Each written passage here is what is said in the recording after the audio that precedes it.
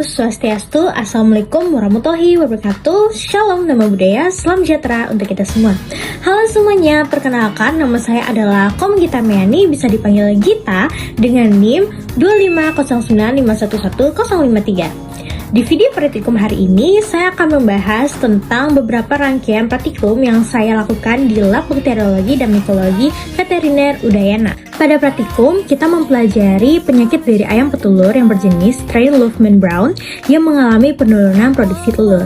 Untuk mengetahui penyebab, penyakit, dan penanganannya, kita memerlukan beberapa rangkaian pada praktikum ini, seperti mengecek identifikasi pada bakterinya, apakah bakterinya monotil atau tidak, dan lain-lainnya. Oke, kita masuk ke praktikum yang pertama. Di praktikum pertama, kita tentunya harus mempelajari terlebih dahulu tentang alat-alat yang ada di lab bakteriologi dan mikologi untuk mempermudah kita pada praktikum-praktikum selanjutnya. Yang pertama, itu ada yang namanya cawan Petri. Cawan Petri digunakan sebagai wadah untuk menumbuhkan, mengisolasi, dan untuk mengamati mikroorganisme pada media padat. Yang kedua, itu ada yang namanya Bunsen. Bunsen digunakan untuk mensterilkan alat dan menciptakan area kerja aseptik agar tidak terjadi yang namanya kontaminasi.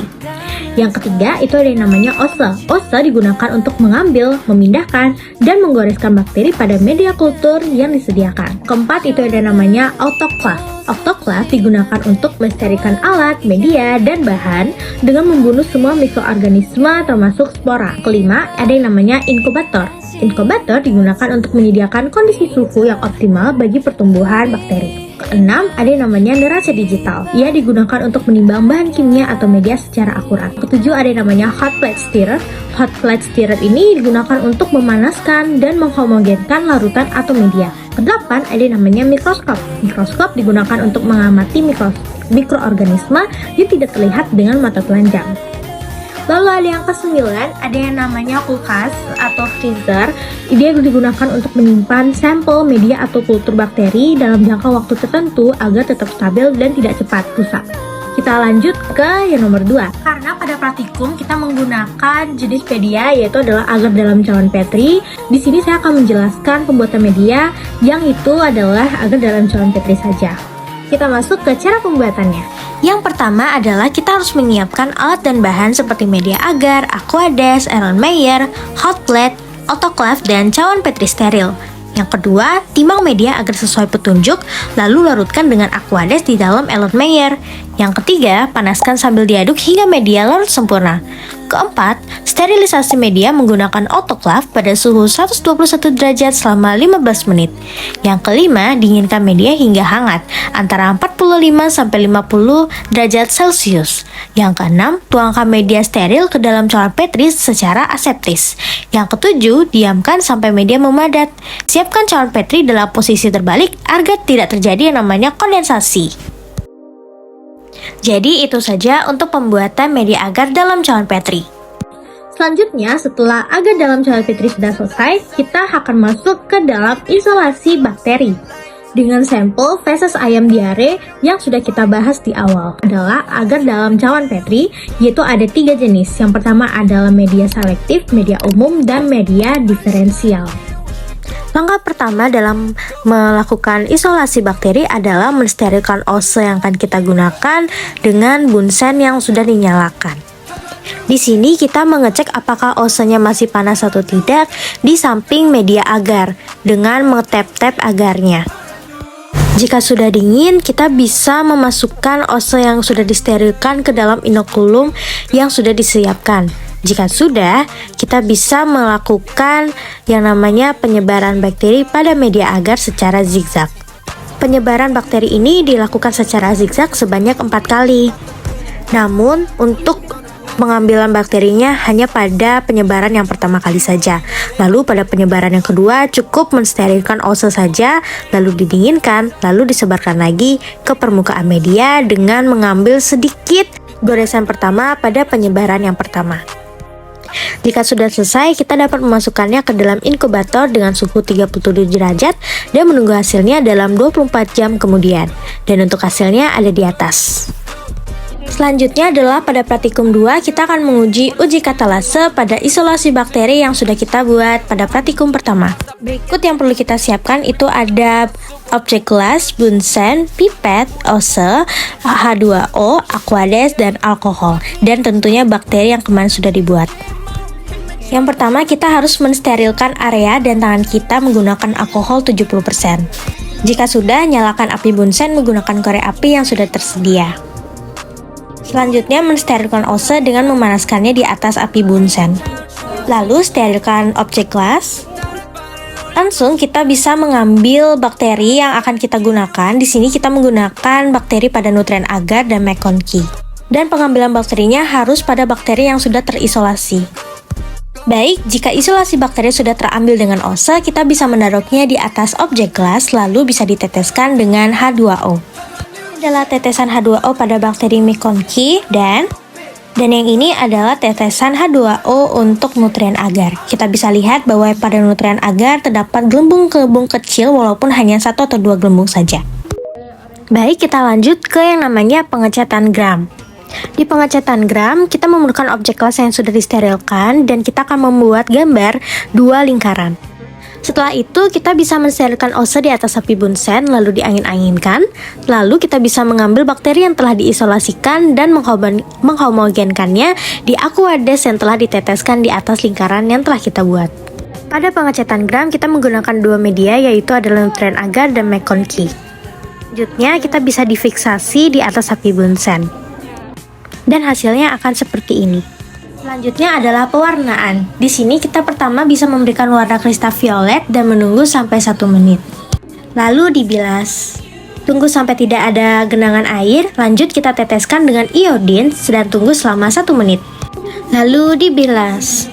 Setelah iodin kita teteskan alkohol selama 30 detik.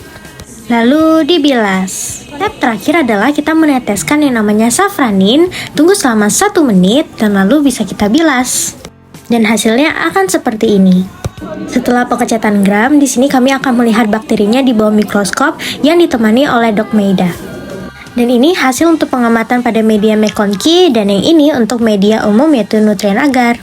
Selanjutnya kita masuk ke uji praktikum yang ketiga. Di sini kita memerlukan beberapa media, yaitu yang pertama ada media FP, media glukosa, media methyl red, media SIM, media TSIA, media sukrosa, dan media SCA.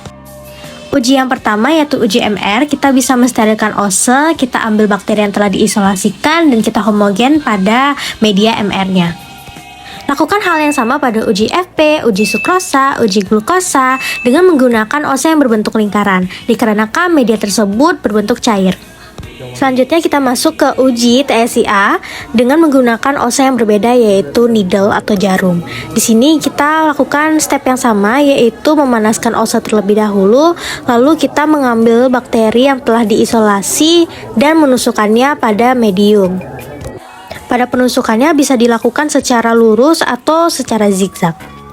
Kita bisa melakukan hal yang sama pada uji SIM dengan memanaskan ose yang berbentuk needle, lalu mengambil bakteri dan menusukkannya secara lurus.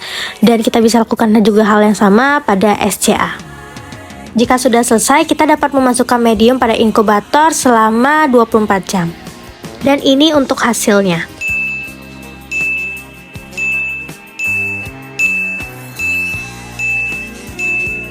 Dan sebelumnya pada medium MR kita telah memberikan reagen methyl red, lalu pada SIM kita memberikan Covax, dan pada FP kita memberikan reagen FPA dan B. Kita masuk ke uji praktikum yang terakhir. Di sini kita memberikan inokulum, lalu ada Mueller Hinton agar, ada pinset, cotton bud steril, ada paper dish antibiotik yaitu SXT25, K30, DA25, dan yang terakhir yaitu ada E15. Ke praktikum, di praktikum ini kita harus menyebarkan bakteri menggunakan cotton bud yang sudah disterilkan secara aseptis. Untuk penyebarannya harus diratakan secara merata dan tidak boleh ada ruang yang kosong. Setelah penyebaran sudah selesai, kita dapat menunggu terlebih dahulu media agarnya selama beberapa menit. Setelah bakteri yang sudah ngeset, kita dapat meletakkan paper dish antibiotik ke media agar. Dan di sini terdapat 4 jenis paper antibiotik. Dan jarak antara antibiotik harus sekitar 2 cm seperti yang ada di gambar. Ikut hasil dari inkubasi selama 24 jam dengan suhu 37 derajat Celcius pada uji sensitivitas bakteri. Berdasarkan rangkaian praktikum yang telah dilakukan mulai dari isolasi bakteri, pengecatan gram, uji katalase, uji biokimia, hingga fermentasi gula dan sensitivitas antibiotik, diperoleh hasil bahwa bakteri yang diisolasi termasuk bakteri gram negatif berbentuk basil. Dan bakteri ini memiliki karakteristik yang mengarah pada kelompok Enterobacteriaceae, terutama mendekati E. coli. Hasil uji biokimia menunjukkan bahwa pola TCA-nya adalah AA, Indol positif, MR positif, H2S-nya negatif, serta kemampuan fermentasi glukosa tanpa pembentukan gas yang mendukung adanya identifikasi tersebut. Selain itu, hasil uji sensitivitas antibiotik menunjukkan bakteri sensitif terhadap kanamycin, namun resisten terhadap sulfametosazol, trimethoprim, clindamycin, dan erythromycin. Hasil praktikum ini dapat dihubungkan dengan studi kasus ayam yang mengalami diare dan penurunan produksi telur karena adanya infeksi bakteri enterik seperti E. coli, dapat menyebabkan gangguan saluran pencernaan, penurunan penyerapan nutrisi, stres fisiologis, serta menurunkan kondisi kesehatan ayam secara umum. Kondisi tersebut berdampak pada turunnya produktivitas ayam petelur, termasuk penurunannya produksi telur. Adanya resistensi terhadap beberapa antibiotik juga menunjukkan bahwa pemilihan terapi harus dilakukan secara tepat berdasarkan hasil uji sensitivitas agar pengobatannya lebih efektif dan mencegah terjadinya resistensi antibiotik yang lebih luas. Baik, sekian dari saya untuk video praktikum hari ini. Sekian dan terima kasih.